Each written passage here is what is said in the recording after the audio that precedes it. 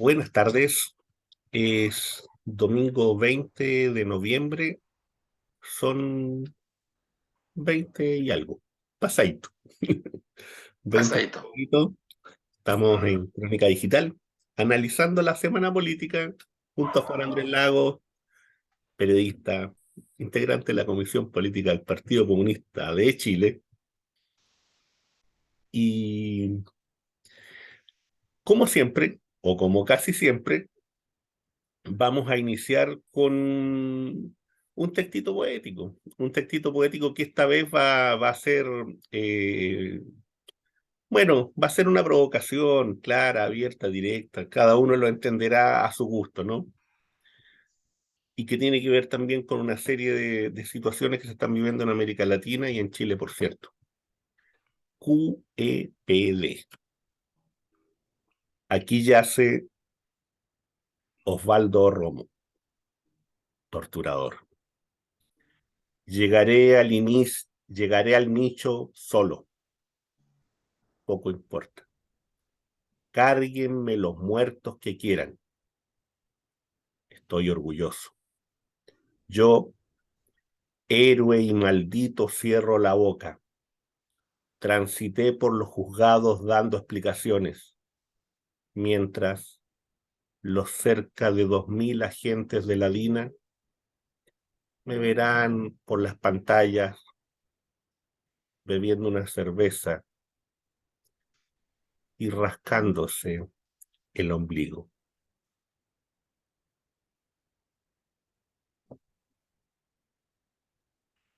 Eh, Bueno, bueno, Omar, bueno, para reflexionar mucho. sí, Dice hay unas así por un verdades, homenaje, ¿no? Por un homenaje sí, fuerte. unas cosas fuertes que son realidades. Lamentable y trágicamente son realidades.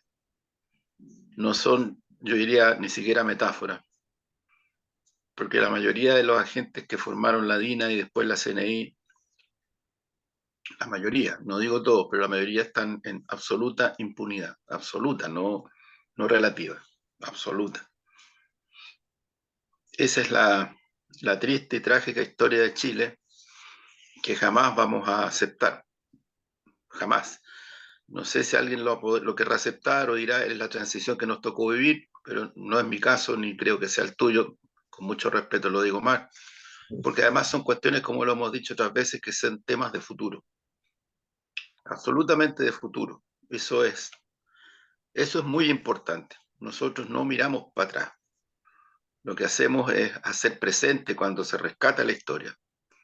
Y así se hace futuro. Lo otro es un espejismo que no sirve de nada porque la historia precisamente nos ha enseñado que un país sin pasado, sin reconstrucción, sin memoria, no puede construir su futuro y muchas veces se vuelven a repetir las situaciones trágicas que se repitieron antes. Así que me deja ahí con una tremenda reflexión, más todavía en este día, ¿no? A propósito de este día, Más todavía en este día con la desaparición física de una mujer titánica, pero de esas verdaderas titánicas, eh, que entregó, yo creo que lo mejor de su vida a la resistencia contra la dictadura cívico-militar, los gorilas argentinos, 30.000 desaparecidas, desaparecidos, 30.000, una represión, un terrorismo de Estado que yo creo que ni siquiera Naciones Unidas ha dimensionado, y ella fue una de las mujeres que se pusieron en la primera línea y que, y que jugaron un papel muy importante en la denuncia, en la resistencia, en la búsqueda, y cruzó fronteras, porque Eve no era de esas mujeres que calculan los pasos para ver si le conviene o no, con quién está, con quién no está, no era de esas mujeres. Lo voy a decir así, era muy argentina para sus cosas, era sí, una mujer de lucha, bueno, ahí precisamente en las fotos con el imágenes aquí con... comandante, Sí, sí, sí. tiene otras con Evo Morales, con Chávez, Yo me recuerdo haber tenido el tremendo honor de haber acompañado y haber estado con Gladys y con varias compañeras, compañeros de la lucha por los derechos humanos en Chile en los 90, cuando Eve vino a Chile, muchas veces fue también a La Habana. Ella no ocultaba, al contrario, explicitaba su compromiso por las ideas del socialismo y las causas emancipadoras. Y por cierto, partiendo por su propio compromiso con su lucha emancipadora en Argentina. Allá se ha decretado un duelo nacional, si no me equivoco, de 3 días. Sí, Hay un sí. impacto tremendo en el pueblo argentino por la desaparición física de ella, y con toda razón, con toda razón. Ahí viene la emoción, no es separado. De repente nosotros somos un poquito buenos para caracterizar al pueblo argentino, que son emocionales. Yo no sé, no sé. Yo creo que la emoción y la razón. Y no tengo duda que el duelo nacional en Argentina es también un duelo de los pueblos de nuestro continente. Y lo sabremos vivir y lo sabremos convivir y compartir. Te decía, Omar, yo tuve el honor de estar con ella, de estar con Gladys, de estar con compañeras y compañeros de las agrupaciones de familiares detenidas y detenidos desaparecidos, ejecutados y ejecutados políticos de Chile. Ella vino a acompañar, incluso estuvimos ahí en una protesta frente a la Moneda en los 90, cuando no nos digan ahora que los procesos de verdad y justicia han sido tan fáciles en Chile. No nos vengan a decir expresidentes que poco menos que hemos venido a cuestionar al Instituto de Derechos Humanos cuando ya esas cosas estaban resueltas en Chile. No nos vengan con eso, porque eso no es verdad. Eso no es verdad. No, Aquí hubo muchas cosas que se hicieron en los 90 para romper la impunidad, y nos faltó incluso, porque la impunidad fue avanzando. En algunas cosas se abrieron caminos, ciertamente, los procesos judiciales que todavía están en curso. Por cierto, el informe Rating, el informe Vales, por cierto, tremendamente valorable. Pero eso no significa que aquí en Chile hubo, por ejemplo, como en el caso argentino, procesos judiciales directos a los responsables del terror, a los comandantes en jefe, varios de ellos presos, condenados. Eve ahí jugó un papel notable, y cuando vino a Chile venía en eso, a ayudarnos también a empujar esa dirección. Yo me acuerdo en los 90, estuvimos frente a la Moneda y se le trató de descalificar. ¿Cómo se descalificaba a Gladys, a Sol La Sierra, a Viviana Díaz, a Alicia Lira? Por decir nombres, pero habían muchas mujeres, la mayoría mujeres. hoy a Lorena Pizarro. A Lorena Pizarro, que se le trata de amedrentar, de provocar, con cobardía tremenda, pero planificada. Planificada. Esas intervenciones en el Parlamento son cuestiones sistémicas, planificadas, no son exabruptos, son cosas hechas para provocar una reacción, y van para adelante, y van para adelante. Y lo mismo está pasando con el compañero Daniel Javo, donde algunos, no sé si sabrán lo que dijeron, no, supongo, cuando, para tratar de disminuir, cuando él llama a un frente antifascista que se está llamando en todas partes. Ahora en México hay una reunión donde va a ir Kass, va a ir Bolsonaro, van a ir los de Trump, va a ir el Milei de Argentina. Eso es lo que está ocurriendo en nuestro continente y en el mundo. O sea, la primera ministra de Italia es una neofascista, de frentón. No estamos hablando de cuestiones metafóricas, de frentón. Entonces aquí cuando Daniel convoca a los frentes que no polaricemos, no me vengan con ese cuento que de polarizar. Eso lo han usado de los 90 en adelante para entenderse de manera desvergonzada con Pinochet, hacerlo de comandante en jefe, senador vitalicio, salvarlo de los tribunales de justicia internacionales. Para eso sirvió esto de no polaricemos, el pacto transicional. Para eso sirvió. Nadie desde la izquierda ha pretendido usar ni las armas, ni el terrorismo, ni la violencia respecto de adversarios que sí lo hicieron durante la década de los 80 y del golpe en adelante. Sí lo hicieron. Y en los 90 también hubo situaciones de esa naturaleza. mucho. Y por tanto, yo creo que la historia es la que es. Entonces, en homenaje a Eve, lanzamos estas palabras humildes, intensas, pero en homenaje a esa gigante que nos deja, que duda cabe, un legado tremendo, tremendo para seguir luchando por verdad y justicia, y con ese temperamento fuerte e intenso que ella tenía, que a mí por lo menos me fascinaba cómo era ella, era una mujer valiosísima, valiosísima, muy amiga, como digo, de Chile, del pueblo chileno, de las agrupaciones. Con Gladys cultivaron una amistad, se encontraron en La Habana, invitadas por el comandante Fidel Castro, conversaban mucho. Ahí había una relación de afecto, de intensidad muy profunda, y que creo que el Partido Comunista de Chile ha formulado una declaración, ahora hace poquito, hace poco, y por cierto muy, muy afectados, pero también con esa fuerza de tomar ese ejemplo, de tomar esa causa de nuestra amiga, hermana y compañera Eve de Bonafini. Partimos con ese homenaje. Y Partimos con ese homenaje. ahora vamos abriéndonos a una serie de cosas que fueron ocurriendo en la semana, unas que son bastante graves y que nos tuvieron en vilo y que también sirvieron para una campaña aterradora. Y aquí recojo a RT.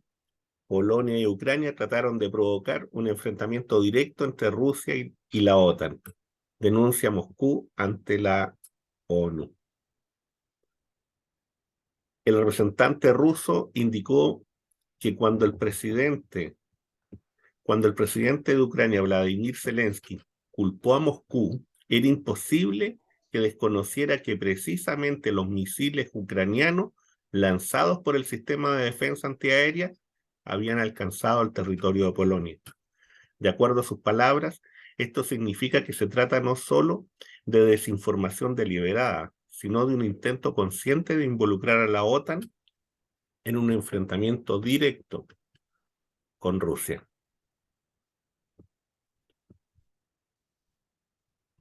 Global Times, lo hemos dicho muchas veces, Partido Comunista de China. La escena largamente esperada entre China y Estados Unidos alivia al mundo. La editorial de The Global Times. ¿Qué es lo que dice? El presidente Xi señaló profundamente las tres capas de intereses comunes entre China y Estados Unidos. Redunda en nuestro interés mutuo y fundamental prevenir los conflictos y los enfrentamientos y lograr la coexistencia pacífica. Redunda en nuestro interés mutuo beneficiarnos mutuamente del desarrollo de los demás. También es de nuestro interés mutuo promover la recuperación global post-COVID, abordar el cambio climático y resolver los problemas regionales a través de la coordinación y cooperación entre China y Estados Unidos. En las circunstancias actuales, China y Estados Unidos comparten más, no menos, intereses comunes. Una declaración de intenciones, ¿no? Medio interesante, sancionado por Zelensky, opositor, un medio ucraniano. Se los dejo ahí. El nombre es un medio difícil, pero ustedes lo pueden ver después. Opiniones diferentes sobre la guerra y el bloqueo de un ataque nuclear. ¿Cuáles son los resultados de la cumbre del G20? ¿Y qué debería esperar Ucrania? Es bien interesante lo que dicen ellos, ¿eh? El presidente... Ah, perdón. Acá está. Dice, la cumbre de Bali fue probablemente la más problemática de todas las que el G20 ha organizado, ya que tuvo lugar en el contexto del conflicto entre Rusia y Ucrania e incluso en el contexto de la intensificación de la confrontación entre Estados Unidos y China, en particular debido a Taiwán y al hecho mismo de que Xi no condenó abiertamente a Putin por su guerra en Ucrania, así como las tensiones en las relaciones entre Estados Unidos y Arabia Saudita sobre el suministro de petróleo.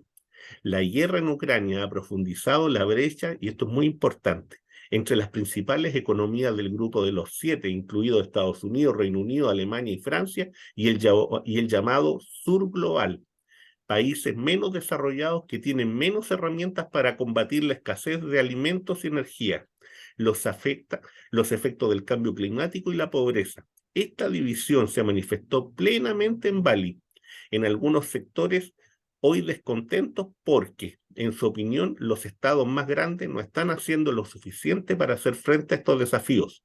Otra razón para la división es la coerción para unirse a las sanciones contra Rusia o las restricciones a la compra de sus recursos energéticos. Esto generalmente sugiere que el mundo se está volviendo multipolar y se están formando alianzas no solo alrededor de los Estados Unidos, sino también en torno a China y a nivel regional alrededor de países como Arabia Saudita. Interesante, porque lo están diciendo ellos. Discurso del primer secretario del Partido Comunista de Ucrania en el encuentro Partido Comunista Obrero. ¿Qué es lo que dice este secretario del Partido Comunista de Ucrania?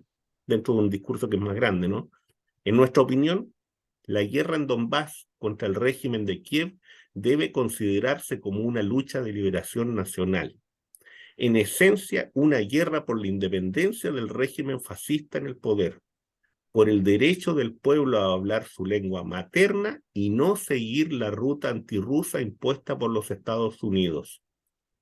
Por lo tanto, sobre la base de la teoría marxista, el conflicto militar en Ucrania no debe considerarse como una guerra imperialista en el sentido literal del término, y además, desde el punto de vista ruso, se considera como la lucha contra una amenaza externa a la seguridad nacional y el fascismo.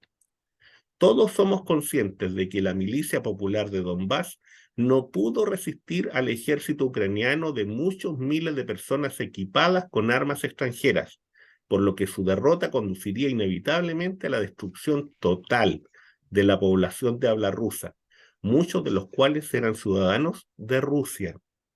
El ejército de miles de nacionalistas ucranianos, bajo el mando de instructores estadounidenses y de la OTAN, se concentró en las fronteras de las repúblicas. El plan detallado de invasión había sido desarrollado de antemano por los generales en Washington.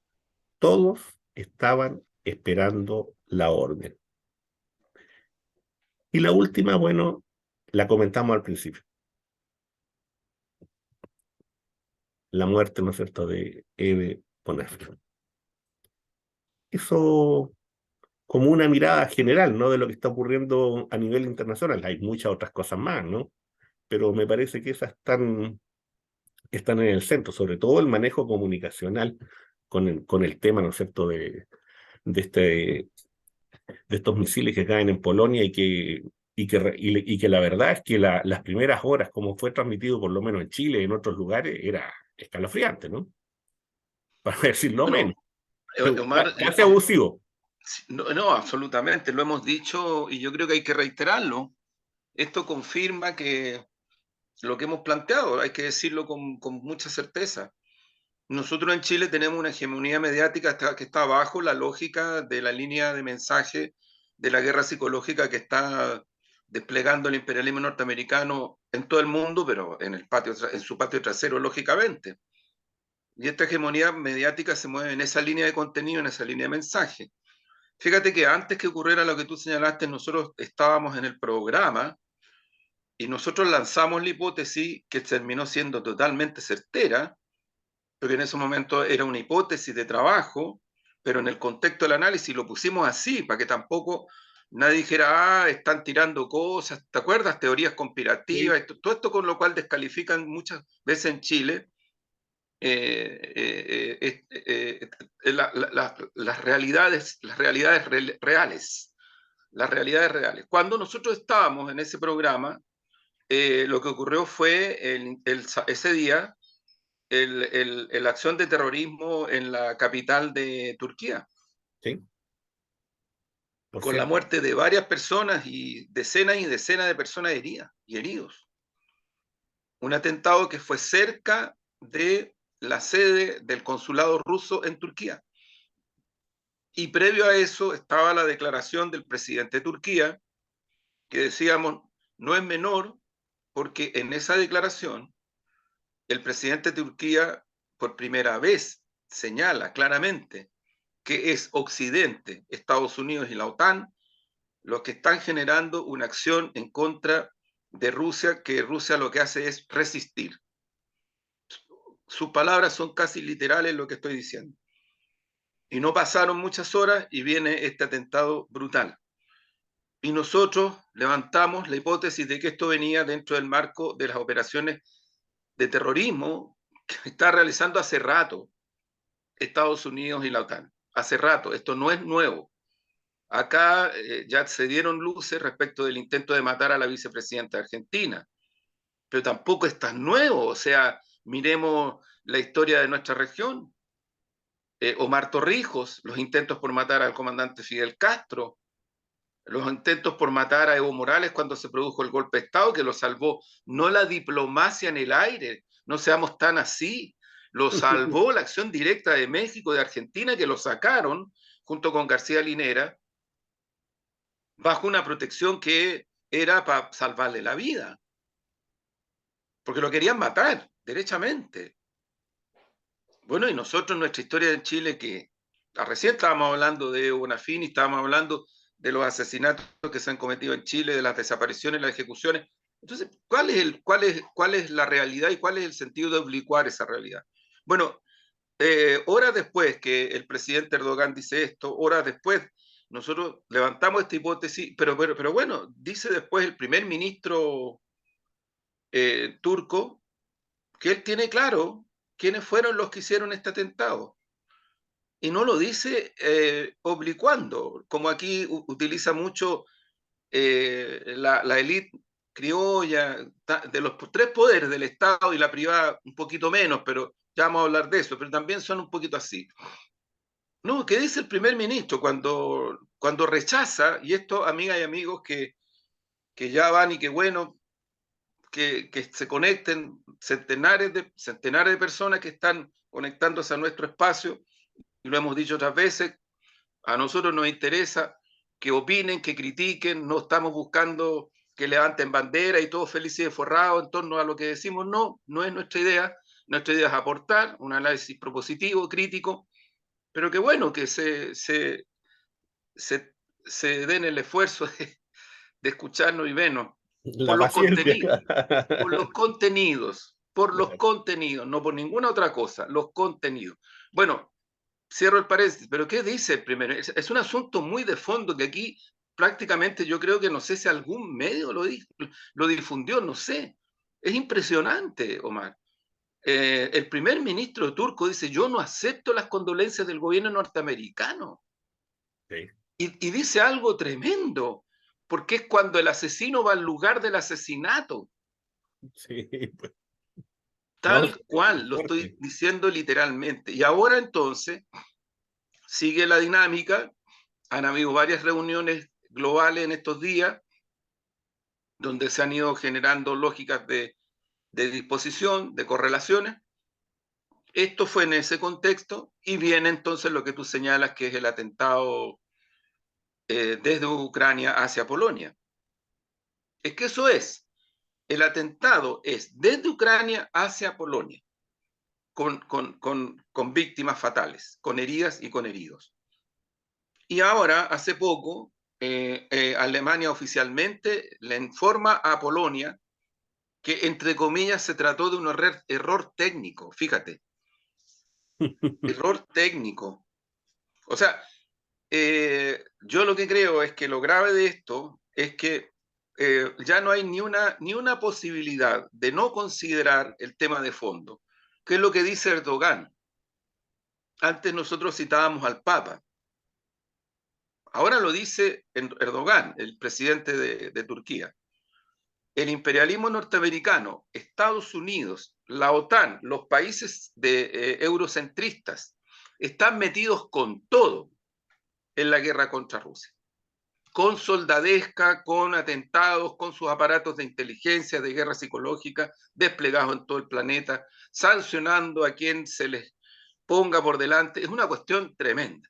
Yo en ese contexto creo que lo que ha hecho el líder político chino, líder político del gobierno chino y líder político del Partido Comunista de China, que ha concluido recientemente un congreso, yo creo que lo que ha hecho, chuta, es tenderle la mano al imperialismo, tendérsela para causas que permitan que este planeta que se cae a pedazos producto del capitalismo salvaje no siga cayéndose a pedazos. Porque lo que dice Global Times son los temas que de alguna manera, no de alguna manera, de todas maneras le importan a cualquier persona, de ser humano, ser de la biodiversidad, lo que sea, que habita en este planeta, sobre los temas del COVID, sobre los temas de la guerra, la paz, sobre los temas de la pervivencia económica, la crisis alimentaria, que está afectando especialmente a niñas y niños en África, en Asia Pacífico, y por favor no nos hagamos las lesas ni los lesos, porque aquí en Chile tenemos una situación extraordinariamente grave del punto de vista socioeconómico, muy grave. Y yo creo que aquí no hemos tomado plena conciencia sensiblemente de lo que está pasando en sectores que ya están en los límites de lo que significa la pervivencia en distintos planos. Y esto es parte de una situación global, por cierto, pero no está afectando directamente. Entonces, yo lo que creo que lo que ha hecho el líder político chino es un gesto de humanidad. No tengo claro si el líder norteamericano lo va a acoger, porque hasta ahora no han hecho nada en esa dirección, absolutamente nada. Yo creo que todos los espejismos de que Ucrania, que la libertad de Ucrania, que viva Ucrania, que la paz, y toda esta cosa que se ha tratado de montar en torno a un régimen fascistoide como es el que encabeza Zelensky, todo esto de mostrar como si hubiera una causa occidental, libertaria, en fin, y todo esto no se cae a pedazos, a pedazos.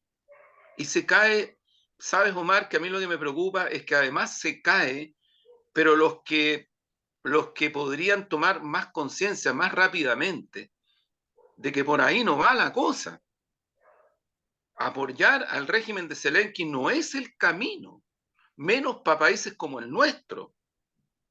No es el camino. Nosotros tenemos una tradición antes del golpe que venía por décadas anteriores, en donde nosotros interferíamos, incidíamos en la comunidad mundial desde una política de Estado, donde se tomaba en consideración la no intervención, donde se tomaba la autodeterminación de los pueblos, la paz, el diálogo multilateral. Por eso es que Chile en ese sentido tiene una vocación que todavía se le reconoce, la rompió violentamente la dictadura, y yo no creo tampoco que de los 90 en adelante haya sido una política exterior tan. No, lo que pasa es que la embriaguez postmoderna neoliberal cubrió todo, llevaron incluso un glaciar para Madrid o para España, porque estábamos en esa, pues si el fin de la historia, la democracia planetaria, mira dónde nos dejaron con la democracia planetaria y el fin de la historia, o sea, y no es que uno esté contento porque la profecía autocumplida, no, es porque yo creo que lamentablemente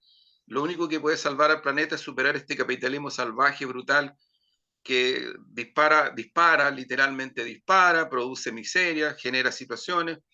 Yo espero, tengo entendido que ahora ya en estas horas se estaba definiendo algo en la reunión mundial sobre el tema medioambiental, pero ha costado enormemente porque finalmente las grandes potencias se resisten a tomar medidas que impliquen cuestiones tan básicas como tratar de bajar en un grado, 2 grados, el calor en la humanidad, con todos los efectos que esto provoca. Mira, yo a lo mejor podríamos invitar en algún momento a Janet Vega, Omar, pero ella como parte de un equipo de la OMS, que yo supongo que todavía investigan, hay mucha relación entre las pandemias con el calentamiento global y el sistema económico, industrial, qué sé yo, todo lo que está cursando. Entonces no es raro de que de repente tú te encuentres con que las transmisiones, y yo no soy ningún experto, al contrario, estoy compartiendo informaciones que ella durante la pandemia varias veces en otros medios la conversamos, la entrevistamos y además los dio cuando la entrevistaban en medios abiertos. Eh, Janet Vega, decía, en la OMS venimos hace ya unos cuantos años investigando y viendo cómo se produce la transmisión de estos virus desde animales a seres humanos. Y ya no es el mono, el vampiro, el murciélago. No, está mucho más generalizado. Sí, pues, sí, Entonces así. también yo digo, pucha, a lo mejor lo que va a decir no es tan certero, pero fíjate, Santiago de Chile, un hoyo, porque somos un hoyo, con días de calor que se prevén van a ser mucho mayores. ¿Por qué no extrañamos tanto que la transmisión del COVID y las otras variantes sean tan intensas todavía? ¿No será que las causalidades las tenemos metidas en todo este tema que tiene que ver con calentamiento global, capitalismo salvaje? Yo creo que estamos en un momento muy intenso que hay que tomarlo tal cual como es, porque obviarlo es como decía un gran filósofo, es como el pez en el agua, ¿no? Utilizaba la metáfora del pez en el agua. El pez no se da cuenta que está en el agua y vive feliz, pero si lo sacan del agua se ahoga. O sea, si se le acaba el agua, se ahoga. Entonces, el pez en el agua es una metáfora para lo que estamos viviendo también en nuestra realidad humana y de biodiversidad. Sí. Fíjate que cuando uno mira lo que se está dando, ¿no es cierto?, en Europa hoy día, principalmente en Ucrania, que es un conflicto duro, se está combatiendo de manera muy fiera en diversos lugares, cuando uno tiene acceso a cierta información, a ciertas personas que están haciendo seguimientos cotidianos de lo que está ocurriendo ahí.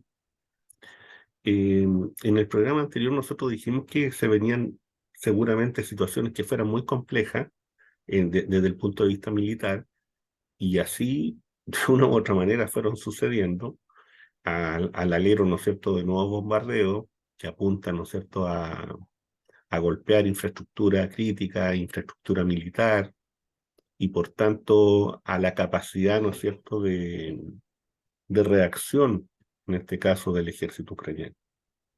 En ese contexto se da también, ¿no es cierto?, estos misiles que se escapan y que después de eso, ¿no es cierto?, como tú bien dices, aparece toda esta propaganda, todo este cuento, todo este relato, pero que al final tiene otro elemento también muy importante, que es el hecho de decir, mire, ¿sabe qué? Y en último caso, no importa que no haya sido Rusia, Rusia es la culpable. Así es, Y ese es un claro. elemento, y ese es un elemento de un argumento teológico, porque es el argumento teológico del pecado original. No importa lo que usted haga, porque viene Eh, con el de, pecado, usted viene con el claro, pecado. Entonces todo lo que usted claro. hace no va a estar bien, en algún momento no, no, no. Y eso es tremendamente complicado cuando uno lo aplica a la política y cuando uno lo aplica a la sociedad. Y el tema está en que hay dimensiones de lo político que tienen que ver con lo teológico, pero no lo dicen, no es explícito, sino que tiene que ver con un tipo de análisis, ¿no es cierto?, que tampoco no todos los analistas te lo dicen tampoco, porque tampoco les interesa decir eso, porque es complicado decir que la modernidad tiene elementos teológicos, porque supuestamente la modernidad nace, ¿no es cierto?, para venir y Ah, rechazar sin la duda, media y por tanto el claro, mundo de la religión y por tanto Dios. claro. Entonces no es tan bonito venir y decir que se está ocupando los mismos argumentos. La única diferencia, ¿no es cierto?, que se le está sacando la palabra a Dios y se está suplantando la palabra a Dios por otra cosa. Entonces, eso como un elemento central. Yo diría que otra cuestión también, a mí me llamó la atención el medio ucraniano, porque cuando uno lo revisa, no dice nada. Si ustedes lo miran, eh, lo único que plantea de distinto es colocar ciertas dudas en algunas cosas. Y eso, y que a un medio así de esas características se le esté censurando, eso explica mucho lo que plantea el secretario general de ese partido comunista ubicado en Ucrania. Porque si a eso, que es apenas una pequeña distinción, se le aplica esa sanción, está claro, ¿no es cierto?, que a quienes plantean una oposición más dura, más contundente, no solamente se les está persiguiendo, se les está asesinando así abierta y claramente. Y frente a eso, ¿no es cierto?, no hay una reacción internacional. Frente a eso hay un silencio cómplice. Frente a eso hay una situación de verdadero ocultamiento y del que vamos a saber qué magnitud es la que tú, cuando este libro, ¿no es cierto?, este libro de esta historia de este señor Zelensky se pueda abrir y se pueda abrir al mundo. Y eso no sé en cuánto tiempo va a ocurrir, pero se me ocurre que esto no está tan lejano. Mira, No hay una, sí, Omar, hay una degradación terrorista bastante fuerte y dura sé, en estas últimas horas como gran cosa. Yo creo que lo muestran como gran cosa y lo suben a las redes, en fin. Eh, esos so- asesinatos fue sí, no, una cosa tremenda. Yo no lo quise ni siquiera soldados, colocarlo. Mira, lo pensé, pero dije, yo creo que no. sí, soldados ucranianos matando así a mansalva a soldados rusos, por lo menos lo que muestran, que Que si se ya, habían rendido, por supuesto. claro, claro. Entonces es un nivel no sé cómo se puede ya decir, cómo se puede calificar, pero eso es, yo insisto en este punto, o sea, la soldadesca norteamericana, europea, está metida con todo, en Polonia, en Rumania, en Ucrania, está metido con todo, está metido en Siria, en Sí. fin, o sea, lo hemos dicho otras veces, el Comando Sur con fuerzas armadas de todo tipo está instalado aquí en nuestra región, en varios países.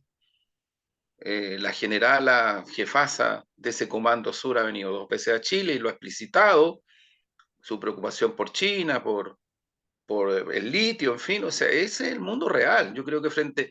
yo no... A ver, porque hay gente que de mi sector que dice que no hablan de estas cosas, como que no existieran. Y parece que les complica que uno hable de estas cosas, como que eso sería como enredar las situaciones, complicarlas. Y yo francamente no alcanzo a entender esa forma de hacer la política. No la alcanzo a entender y obviamente que no la comparto. Porque en el fondo lo que hace es limitar y restringir tu política estratégica y táctica a procesos donde estos actores y estas incidencias son reales, si no es que se inventen. Ahora, más complicado es que si tú las omites y no haces nada, o no las omites y no haces nada tampoco. O sea, Sí, entonces sí. ahí sí que nos entramos ya a complicar. Yo creo que estamos en un momento en donde la intervención ya más directa, más explícita, norteamericana, está fuerte. Tú lo decías el otro día en el programa, lo decía también otro día en otro programa Hugo Gutiérrez, con el cual compartí.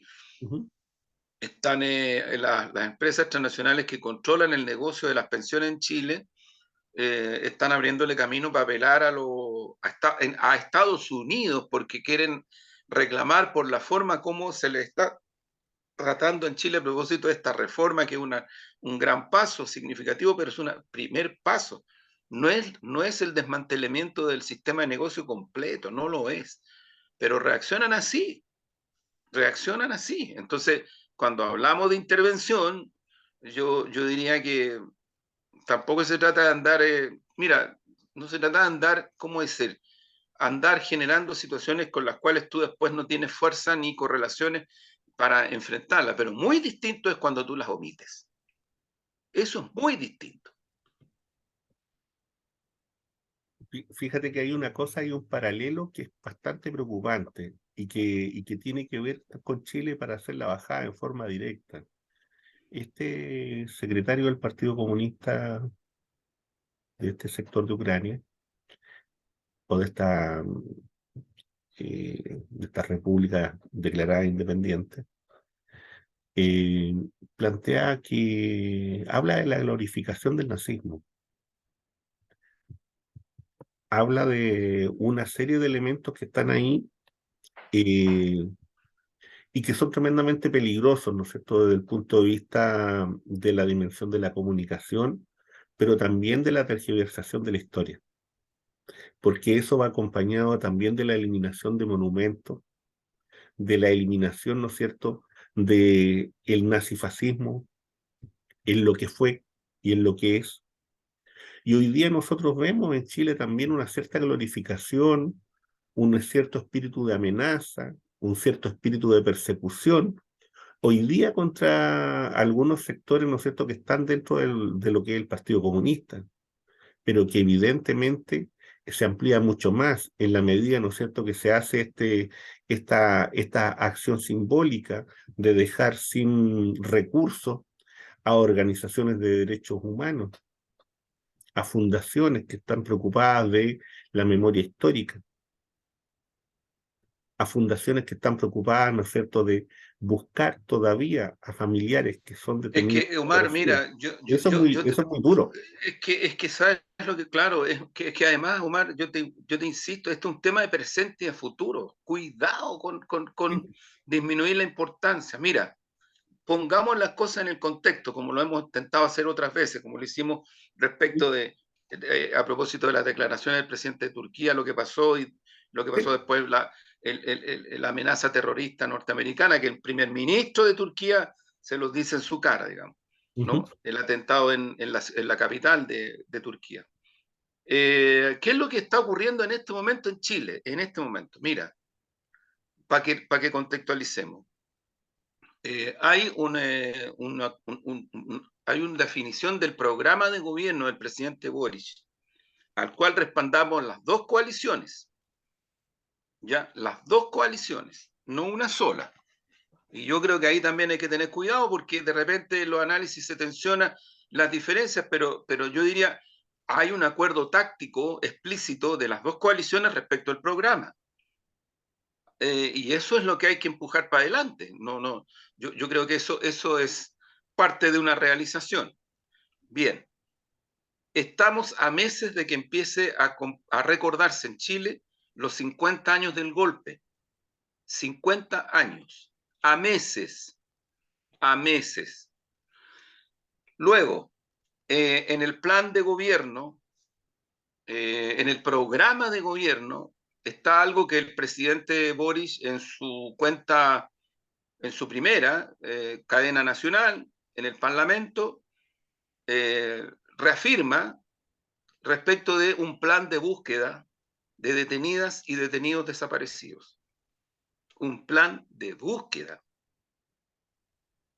Y sobre la base de que aquí, si bien es cierto, desde los 90 en adelante, informe Rating, informe Vales y otras cosas más han permitido abrir ciertas compuertas, hay otras que todavía se mantienen en el secreto absoluto. Y hay otras que simplemente no se han investigado. Hay pactos de silencio.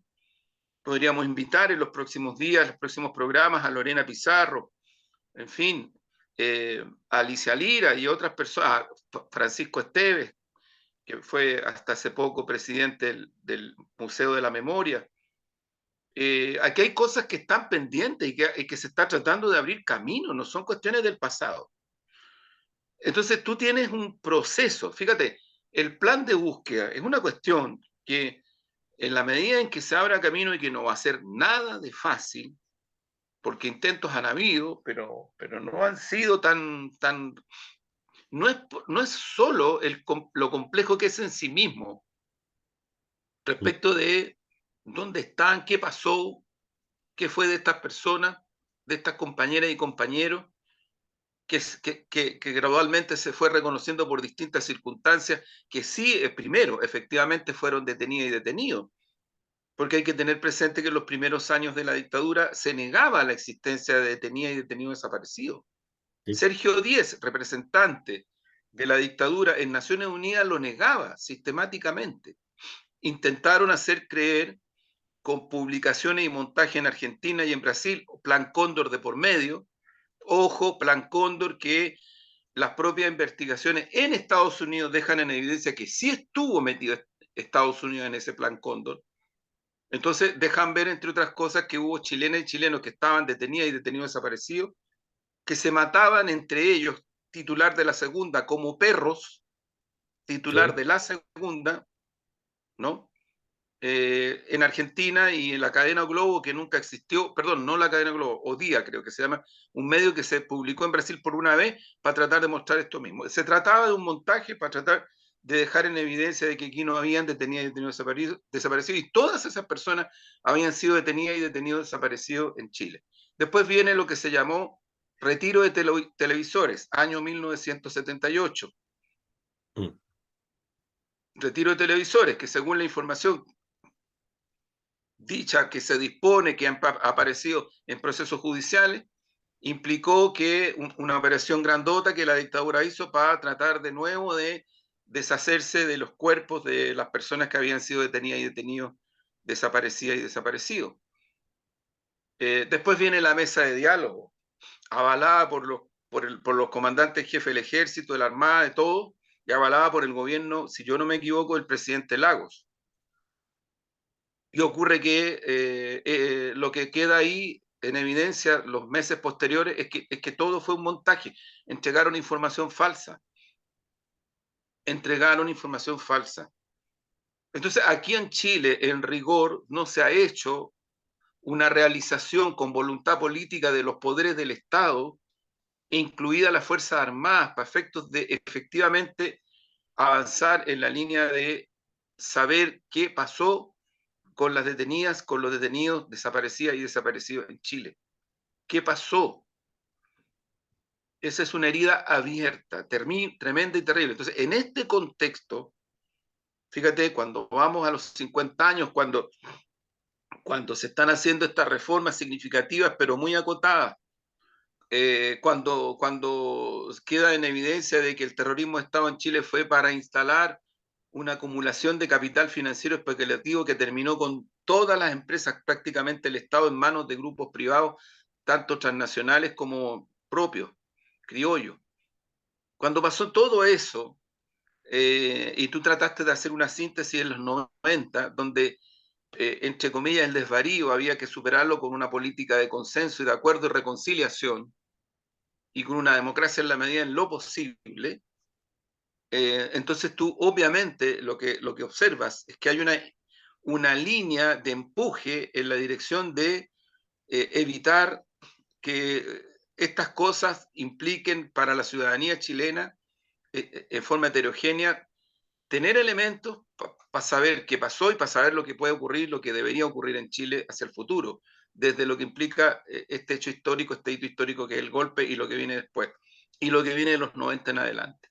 Eso es lo que está. Entonces yo entiendo que las amenazas a Daniel Jadot y estos intentos de casi caricaturizarlo respecto del frente antifascista, mientras en México se van a reunir, como decía, Bolsonaro, Kass, Milei y un montón de gente más, mientras eso pasa, mientras hace poca hora atrás el presidente de los grandes empresarios, no estamos hablando de los micro y emprendedoras ni emprendedores, estamos hablando de los grandes, el señor Sutil, dice no vamos a aceptar jamás ni nunca más eh, una cosa como fue la convención, él habla así como de una borrachera o no sé qué cosa de ese tipo.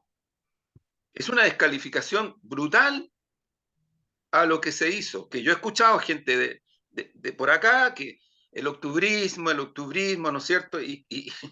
Bueno, entonces, claro, es re fácil descalificar a una persona que, que habla desde la perspectiva de lo que significan la construcción de lógicas antifascistas en un país que tiene la historia que tiene. Estamos hablando de décadas no más. Entonces, claro, amenazas de muerte mediante. Luego, Lorena Pizarro, ¿no? Una acción que se está investigando, que se tiene que esclarecer, pero que previo a ese asalto a su casa, previo a eso, lo que hay es una provocación sistemática de los republicanos, las republicanas, porque hay republicanas y hay republicanos, ¿no? Hicieron a Lorena y a las personas que en el Parlamento son protagonistas de este terrorismo de Estado porque les tocó vivirlo en las familias. Carmen Gers, Lorena Pizarro y un montón de compañeras más y compañeros más. Eh, la senadora Campillay. O sea, hay Fidel Sepúlveda, el senador, es hijo de una víctima del terrorismo de Estado. Entonces, no es que, entonces, claro, aquí no, es que no se dijo de eso y después hubo que rectificar. Ah, mira, yo lo que creo es que todo esto refleja que en Chile, lamentablemente, no hemos llegado a una síntesis democrática,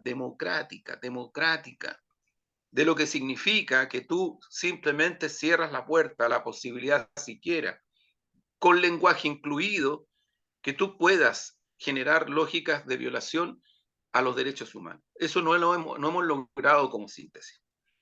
Entonces yo lo que veo es algo que va para adelante, que se va generando una dinámica y que claro, producto de estas reconciliaciones fallidas, de estos portonazos a la verdad y la justicia que han habido, eh, seguimos frente a una situación inconclusa y repito que creo que amerita una acción de Estado y también una acción de la sociedad civil, de los pueblos que habitamos en nuestro país, para efectos ya de empezar a empujar lo que significa los 50 años del golpe mirando al futuro. Sí, Eso es lo que yo creo que hay que mirar. Y por cierto que en medio de esa situación está el plan de búsqueda que el gobierno ya anunció y que el gobierno está en la línea de la realización y hay que trabajar fuerte y duro en esa dirección. y Y yo también lo, muchas otras cosas. sí, Perdona, sí, sí, sí, Juan Andrés, yo veo eso mismo que tú estás planteando también dentro de una política de encuadre, ¿no? Estoy pensando en los medios de comunicación de lo que premian y lo que condenan. Estoy pensando, ¿no es cierto?, en lo que hace el presidente, lo que hace el gobierno, las ministras, los ministros, incluso algunos diputados o diputadas, senadores o senadoras, ¿no es cierto? Entonces, ¿qué se premia? ¿Qué se condena? Luego, por otro lado, también en este mismo encuadre, ¿cierto? La propia derecha diciendo qué es lo que es permitido y qué es lo que no es permitido. Entonces, tal persona no puede ser presidente o presidenta de la Cámara de Diputados. Tal persona sí la aceptamos. Pero si tal persona hace tal cosa, cuidado que te podemos sacar.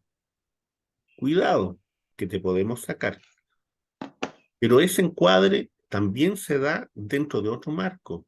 Fíjate que la entrevista que le hacen a la embajadora norteamericana, en la tercera, hay que leerla y mirarla con mucho cuidado, porque se da, ¿no es cierto?, en el contexto de que el presidente Boris viene y dice que, bueno, la idea es no dejarse presionar, ¿no es cierto?, porque si hay que optar entre China o Estados Unidos, sino que hay que venir, y ojalá sea así de verdad, negociar con todos los que haya que negociar.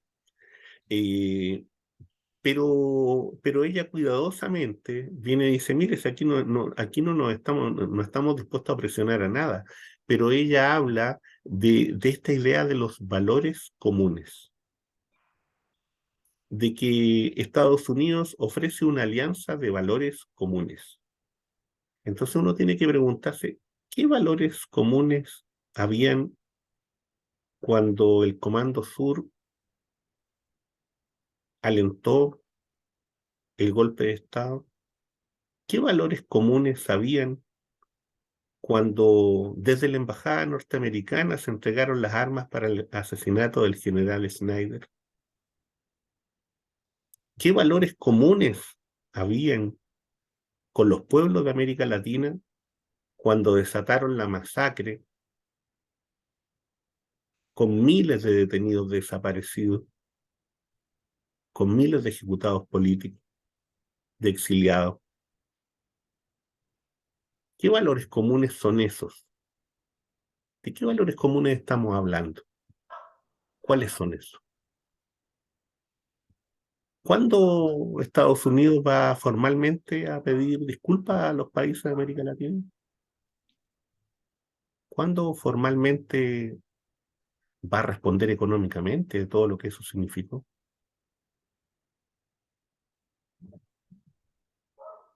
Porque cuando se pide, ¿no es cierto?, eso para otros países y, y se es incapaz de ver el daño que se ha ocasionado, es muy complicado cuando se plantea una conversación en esos términos, porque en términos valóricos entonces es casi en términos religiosos nuevamente. Aquí estamos los que creemos en Dios. ¿En qué Dios creemos? ¿Cuál es el Dios? ¿El Dios de los poderosos, el Dios de los opresores o el Dios liberador y el de la cercanía con los pobres y el de la cercanía con los perseguidos? ¿De cuál Dios estamos hablando? ¿De cuál? ¿Qué es lo que compartimos? Esa es la pregunta de fondo, diría yo. Los valores de la democracia. ¿Cuál democracia? ¿La tutelada? ¿La militarizada? ¿La restringida? ¿La de la Constitución del 80? ¿La de la Constitución neoliberal? ¿Esa democracia? ¿Cuál? ¿La procedimental? ¿Qué valores? Yo diría que ahí hay un tema que es fundamental y que es bueno que la ciudadanía ojalá pueda leer esa entrevista y leerla en entre líneas, de qué es lo que ella está diciendo y cuáles son los planteamientos que están dados para Chile, cuál es el encuadre que se está dando por los medios de comunicación, por la derecha política y ahora desde el Departamento de Estado. Muy importante. Juan Andrés.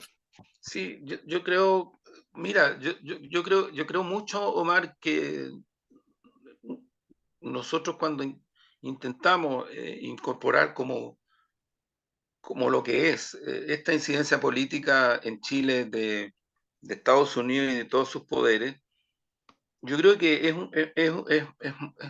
es respecto de algo que en los 90 se trató de desmantelar y desmontar de una manera estratégica. Yo me acuerdo incluso de un documento, y por eso estaba mirando un poquito, a propósito de lo que tú señalabas, un texto público del entonces ministro Edgardo Benninger, en Sí, donde él dice, nos vamos a tener que acostumbrar a que temas políticos de relevancia sean resueltos de Chile, referido a Chile, sean resueltos en Washington. Así tal cual. Porque la embriaguez neoliberal era que la pérdida de soberanía de los estados nacionales apuntaba en la dirección del traspaso y finalmente en la desintegración de esos estados nacionales, incluida la Fuerza Armada, hacia los poderes centrales. Y ese plan estratégico norteamericano eh, fue frenado por los movimientos de emancipación históricamente sorprendentes, pero estratégicamente muy evidentes, que ocurrieron con los procesos en Argentina, en Venezuela, en Nicaragua. Obviamente Cuba fue y sigue siendo un actor político, un sujeto político fundamental de este proceso. Bolivia, Ecuador, El Salvador, o sea, la famosa tercera vía, que de alguna manera tuvo como expresión la tercera vía, que es una lógica, una construcción político-académica desde Gran Bretaña, sí, ¿no? Que tuvo su expresión concreta en un gobierno que terminó en el desastre con Argentina, con el presidente de la Rúa saliendo del helicóptero de la casa presidencial porque estaba el desastre en Argentina, cuando intentaron hacer lo que el Fondo Monetario Internacional hizo en Chile y lo logró, no solamente en el periodo de la dictadura, sino que también bajo gobiernos civiles. La tercera vía era Chile, era Perú y era Argentina. Miren lo que terminó esos experimentos dentro del contexto neoliberal. Y en realidad lo que logró frenar este ímpetu norteamericano, bueno, Brasil, que decir, Lula da Silva, el primer gobierno de Lula da Silva, el movimiento de trabajadores, en fin, del pueblo brasileño. Y esa es la contradicción que se sigue viviendo, si eso es una realidad. Entonces, cuando se incorpora como lo hacemos, como tú hacías referencia ahora, en el terreno de las ideas, en el terreno de la política, en el terreno de lo académico, cuestiones que tienen que ver con cosas muy evidentes en el presente referencial de Chile en el futuro. Mira, yo mencionaba recién eh, el tema de las declaraciones de Juan Sutil, líder de los hiper grandes empresarios. y le vuelve a pegar un chancacazo frontal al proceso constituyente, ¿no? Diciendo, no, esto no va a volver a ocurrir y poco menos que esa borrachera y que esa locura no va a ocurrir, punto. Sí, es una amenaza, porque a mí no me van a decir que el gran empresario en este país no tiene fuerza. Tele 13, a lo mejor con esto ya me estoy sepultando, pero Tele 13 debe llamarse Teleluxic, porque es Teleluxic, po. Lo mismo que el Mega, es Heller, en fin, Chilevisión, CNN son de una corporación. Claro, Eso es, po, eso es, o sea, no es otra cosa. Por tanto, ya estamos hablando desde un sitio, desde un territorio reconocible, identificable, que es lo que es. Y desde ahí surge esta declaración de este hiper gran empresario, desde ahí. Yo creo que eso es tan extremo lo que pasa en Chile que se victimizan, entonces capaz que digan, ah, o sea que los empresarios no, las empresarios y los empresarios no podemos opinar, porque son así. claro. Ahora el matonaje viene de Lorena Pizarro, de Carmen Gers, no viene del otro lado. Las víctimas son estos otros personajes, porque es así, esta cuestión, y como tienen fuerza hegemónica, avanzan en esa dirección.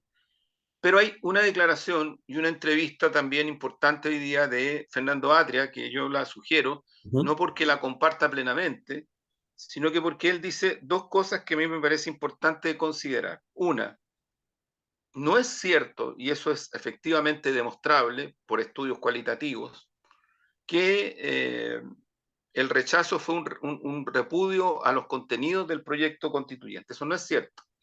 Eso no es cierto. Yo respeto mucho al ex vicepresidente de Bolivia, García Linera, lo hemos recomendado, hemos sugerido su charla en Sí. Chile, pero hay una parte que yo discrepo totalmente, pero totalmente, porque él dice, bueno, si siempre se sabe que los grandes medios van a jugar, sí, pero ojo, que Chile no es cualquier se sabe, no es cualquier se sabe.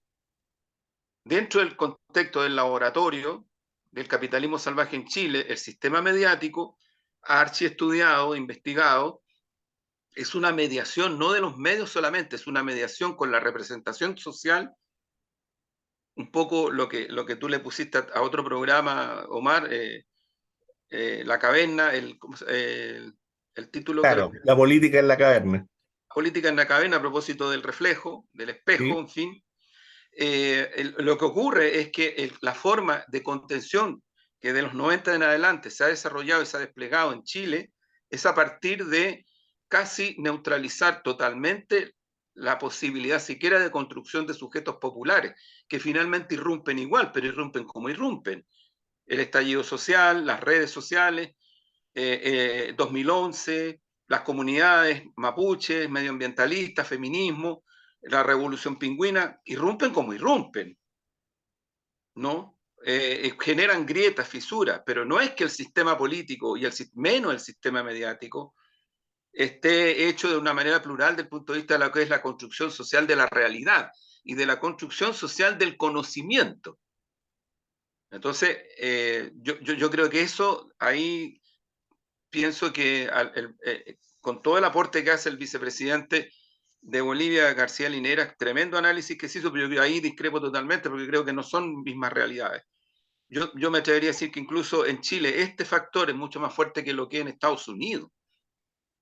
Entonces, no es el único, sí, por supuesto que no es el único, por supuesto, pero no lo disminuyamos, menos desde mi sector, o sea, porque si ya empezamos a creer que las líneas de mensaje que tienen actualmente los sistemas hegemónicos la podemos romper porque nos hacen una entrevista o algo por el estilo, estamos jodidos, estamos quebrados, o sea, le entregamos estratégicamente una parte muy subjetiva y muy importante de lo que es la construcción social de conocimiento y la construcción, como dicen algunos, de realidad.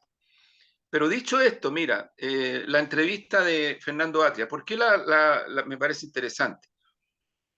Porque él alerta respecto de que el actual proceso, tal cual como se está llevando a cabo, él dice, puede derivar en algo que se parece más a los últimos 30 años que otra cosa.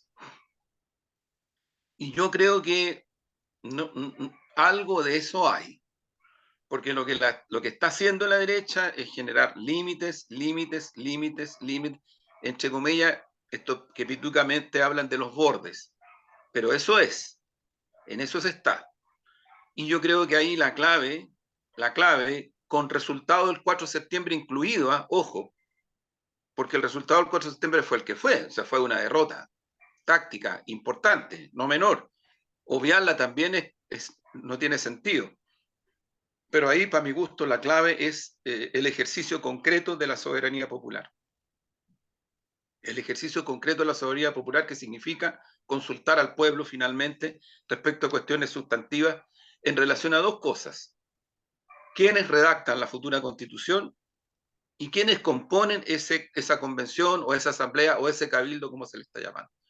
Son fundamentales, son fundamentales. Hay que tener en cuenta que ya hubo un plebiscito donde muy mayoritariamente la ciudadanía rechazó de que en el proceso constituyente sí mismo se metiera el Parlamento. Lo rechazó mayoritariamente. Y antes hubo un plebiscito convocado por la Asociación Chilena de Municipios que no lo respaldó ni el CERVEL, ni el gobierno de Piñera, ni el Parlamento. Lo hicieron, la Asociación Chilena de Municipios lo hizo solita. Y le quiero decir que en ese momento era presidente Codina, pero ahí estaba empujando Jaude y estaba empujando otras alcaldesas y alcaldes también en la línea del proceso constituyente, y se hizo un plebiscito, y ese plebiscito también mostró cuestiones bien significativas. O sea, es factible y es posible consultar al soberano, pero obvio que sí, obvio que sí. Entonces yo entiendo de que en esa parte, Fernando, al cual también en una de esas también podríamos invitar, alerta respecto de lo que significa procesal y políticamente que este camino tan importante desde el punto de vista de abrirle camino, y valga la redundancia, al ejercicio de la soberanía popular, vaya oblicuando eso, porque claro, lo que él advierte, y yo eso sí lo comparto, es que yo creo que a la ciudadanía, a una parte muy importante de la ciudadanía, ahí sí que no le va a gustar. Ahí sí que no le va a gustar. Y ahí entramos en una complicación, porque ahí viene el análisis de lo que fue el 15, el Acuerdo Nacional del 15, que fue una mezcla entre abrir camino y otros contener, salvar a Piñera, eso fue. En el proceso se hicieron cuestiones muy importantes, se lograron cosas muy importantes, pero también se produjeron limitaciones, entre otras, entre algunas de ellas, la que señalaba en una entrevista hace unos días atrás el secretario general de mi partido, Lautaro Carmona, cuando dice: es absolutamente necesario en el proceso convocar a la participación de los movimientos sociales. Cuestión que no se hizo en el Acuerdo Nacional. Se les dejó fuera. Esa fue una de las razones por las cuales el Partido Comunista de Chile, el Partido Progresista, encabezado en ese momento por Camilo Lagos, y el Partido Regionalista Verde y Social, encabezado en ese momento por Jaime Mulet, decidimos no participar en ese acuerdo.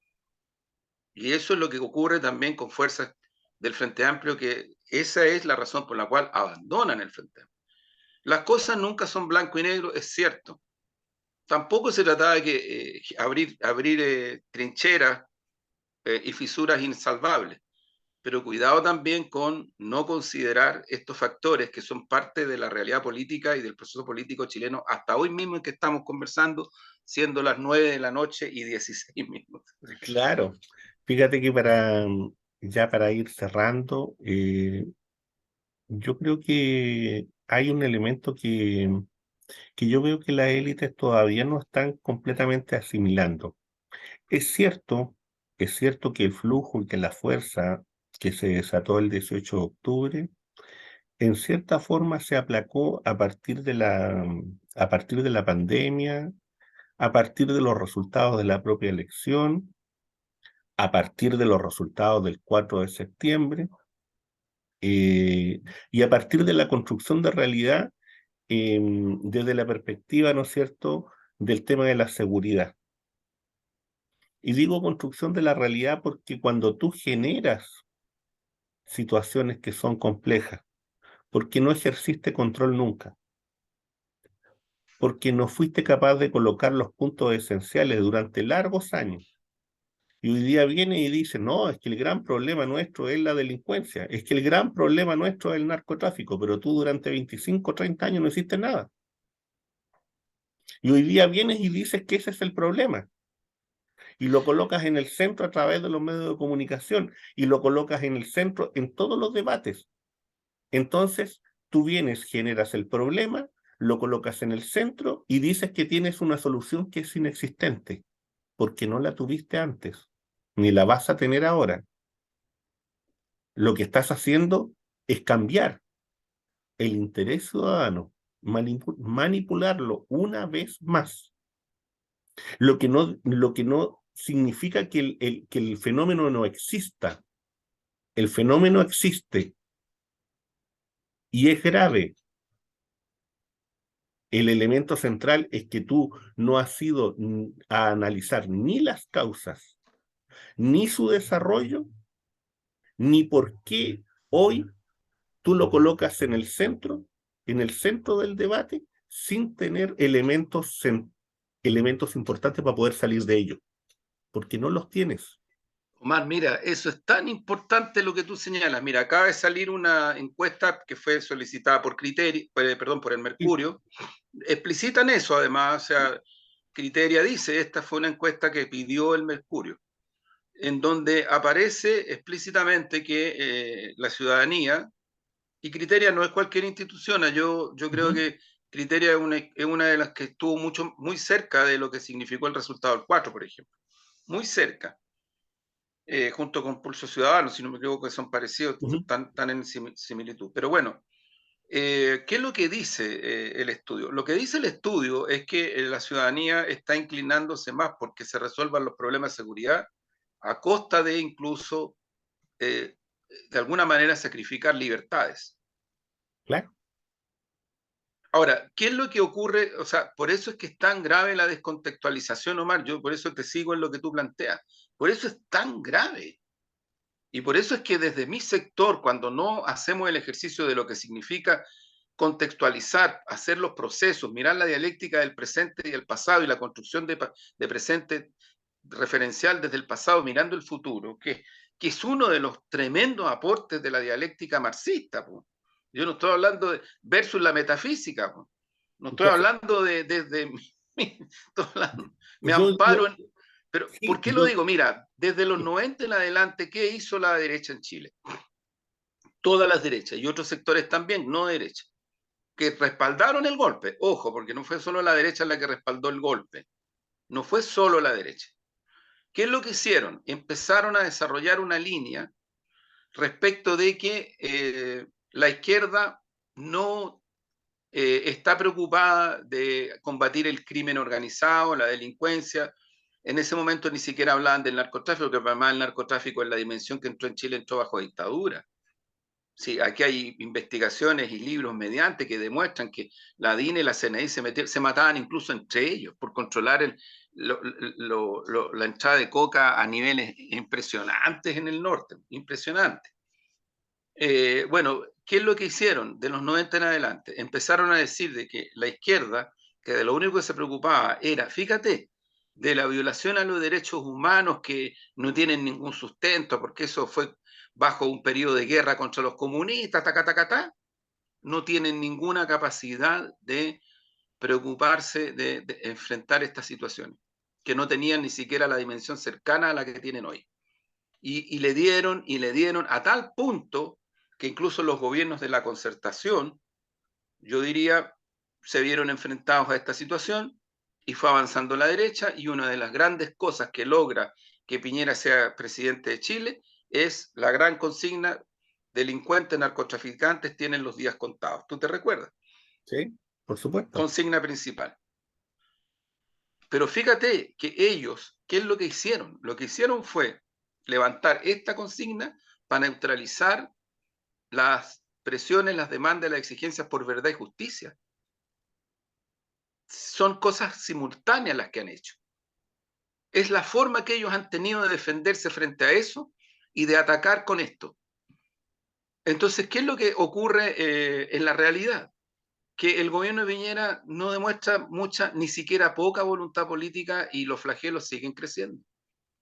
bajo su gobierno siguieron creciendo y después siguieron creciendo. Ahora, que se hagan cargo los que fueron a hacer la reforma procesal penal y un montón de otras cosas más, que se hagan cargo los que administraron este país respecto de los flagelos terribles que es crimen organizado, robo de madera, narcotráfico, y que se asuma, porque tú tienes razón, si lo que pasa es que cuando tú tienes un sistema que te va cerrando puertas, que te va bloqueando, que en algún momento reconocer que aquí había millones y millones de personas en las calles y que había que escucharlas, a transformar eso en una especie de locura criminal, como la están tratando ahora, y cae gente de mi sector en eso, el estallido, el octubrismo y todas estas cosas, porque eso es lo que hacen. Claro, entonces, ¿qué es lo que ocurre? Para ellos es relativamente fácil culpar a nuestro gobierno, a este gobierno, de que no se hace responsable y finalmente hacen cuestiones atroces. Rechazaron el presupuesto de seguridad. Lo rechazaron. Y en todos los medios, en La Tercera, en el Mercurio, en los canales de televisión este fin de semana, todos dedicados a demostrar por qué lo rechazaron, tratando de justificar lo injustificable. Y por otro lado, junto con rechazar la partida presupuestaria respecto a temas de seguridad, ponen condiciones para ir a la gran acuerdo nacional para combatir estos flagelos, ponen condiciones, y por otro lado, oblicuan, frente a esta misma situación, obligan las presiones que tienen que ver con la reforma de pensiones y rechazan los presupuestos a las instituciones que le han abierto camino con mucha dificultad a la verdad y la justicia y la cultura de que supere el negacionismo en Chile. ¿Te fijas? O sea, hay una direccionalidad política muy clara. Si el problema lo tenemos por este otro lado, donde yo creo que hay, no sé si dispersión, pero creo que hay que tomar más en profundidad el proceso que estamos viviendo porque tiene estas características. Y claro, cuando uno dice, bueno, lo que ocurre es que hay sectores que con razón han planteado sus preocupaciones referidas a las violaciones de derechos humanos por las instituciones del Estado. Eso sigue vigente, tiene que seguir vigente. No es que siga vigente, tiene que seguir vigente, porque las instituciones del Estado en Chile no están no están en los estándares ni siquiera mínimos de lo que implica el derecho internacional, el derecho a los pueblos, el derecho respecto del, valga la redundancia, respecto al tema de los derechos humanos. No están, no están. Hay mucho que hacer. Pero eso no significa que tú empujes en la dirección de enfrejar estos flagelos. Nadie puede desconocer que este gobierno, comparado con todos los anteriores, todos, es el primero en dimensión cuantitativa y cualitativa que está haciendo acciones respecto de estos flagelos. Robo de la madera, narcotráfico, ahí hay cosas que faltan. Yo el otro día mencionaba tremendo valor que tiene lo que ha hecho la diputada, la compañera y amiga Ana María Gasmuri, con una bancada transversal. Tremendo trabajo que ha hecho la unidad de análisis financiero del Ministerio de Hacienda. Yo cuando era, hace unos años atrás, cuando era todavía panelista del Primer Café, lo dije varias veces, incluso la gente de derecha se admiraba porque un comunista, bueno, pero ¿por qué? Habrá comunistas que no se preocuparán de estos temas, puede ser, no sé, pero nosotros estamos preocupados de estos temas. Entendemos que son violaciones de derechos humanos al pueblo. El narcotráfico una cuestión terrible para el Estado y para las familias, para las personas. ¿No? Que el robo de madera lo tenían ahí instalado y todos sabían lo que estaba pasando y nadie se trataba de investigar y ahora sí se está investigando. Y está cayendo también pedazo a pedazo de que ahí poco menos que ese es un tema de las comunidades y no es cierto. Son bandas con mucho poder, pero mucho poder, pero mucho poder. Y son bandas criminales y que tienen poder político y poder económico. Y lo mismo está pasando con otras cosas y van a seguir pasando. Porque yo mencionaba lo de Ana María, que también en una de esas la podemos invitar para que nos cuente. Porque Ana María Gamuri tiene un proyecto bastante potente que va en la línea de lo que ha hecho la Unidad de Análisis Financiero del Ministerio de Hacienda, que es la que yo mencionaba a propósito del primer café, que hace referencia al seguimiento de la ruta del dinero en el lavado de dinero, en el narcotráfico. Y eso es súper importante, Omar, porque tú ahí estás golpeando, o por lo menos estás llegando al punto medular de lo que es el negocio, el gran negocio, el gran negocio. Aquí hace un tiempito atrás nomás fue una visita relativamente privada. Hubieron personas que están vinculadas al aparato de investigación en el Estado italiano respecto a las mafias, respecto al narcotráfico, y entregaron antecedentes que yo creo que acá produjeron a lo menos una reflexión más de fondo. Porque Mm. tú todas estas cosas, Omar, no las logras si no tienes una intervención muy fuerte al interior del sistema político, incluidos los partidos. No la logras al interior de los sistemas del poder, poder judicial, poder ejecutivo, poder parlamentario, legislativo. No lo logras. Entonces también mirar para el techo es lo que yo creo que de alguna u otra manera se ha hecho en nuestro país desde los 90 en adelante. Ya estamos frente a los flagelos que eh, están produciendo situaciones terribles, como es que el Estado pierde soberanía en los territorios producto de estas cosas, no producto de otra cosa, producto de estas cosas. Sí. Bueno, Juan Andrés, vamos, ahora sí ahora sí cerrando, invitando a quienes ven este programa, lo siguen, a que visiten el Café Crónica Digital, ahí en Plaza Brasil, Maturana con Huérfano, y agradecer, pues, agradecer el número de visitas, los comentarios, y esta pequeña comunidad que se está comenzando a armar, ¿no? Que estén muy bien. Buenas noches. Buenas noches, Juan Andrés, que esté bien. Chao, Omar, que estés muy bien, un abrazo, Chao, chao. saludos, chao, chao.